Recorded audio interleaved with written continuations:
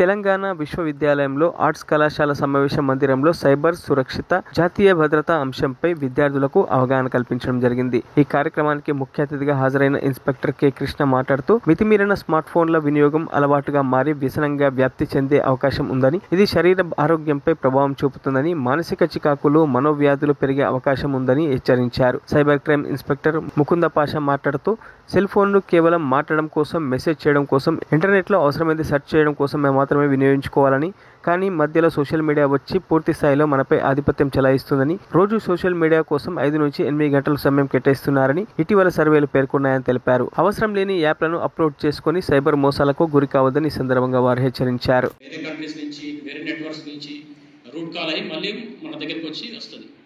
అట్లా కూడా వస్తాయి.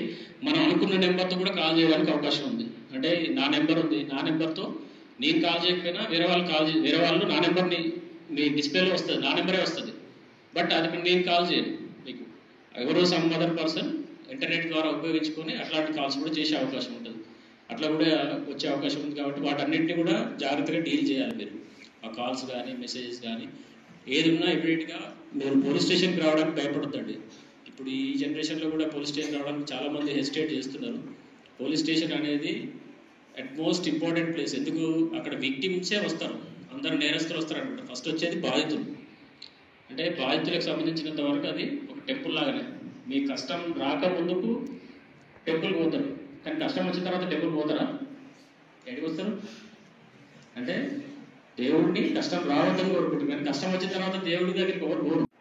అప్లై చేసిన తర్వాత ఆయనకి ఇట్లా వాట్సాప్ మెసేజ్ వచ్చింది. మెసేజ్ వచ్చిన తర్వాత వీడియో కాల్ లిఫ్ట్ చేసిండు.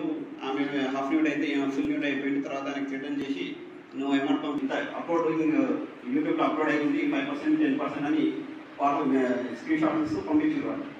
పంపించి నేను భయపడి సూసైడ్ చేసుకున్నాను. రీసెంట్లీ 1 month బ్యాక్ మన నిజామాబాద్ జరిగిన ఇన్సిడెంట్. ఇండిపెండెంట్ కంటెస్టెంట్గా అప్లై చేసుకున్నాను. సొసైటీ cybercrime.gov.in వెబ్సైట్ ఇది. మనం 1930 లేకపోతే www.cybercrime.gov.in ఈ వెబ్సైట్కి లాగిన్ అయ్యి మీ డీటెయిల్స్ అఫెన్స్ కాగానే మోసపోయింది. ఒకవేళ అఫెన్స్ అయింది, మోసపోయిన తర్వాత ఏం చేయాలి?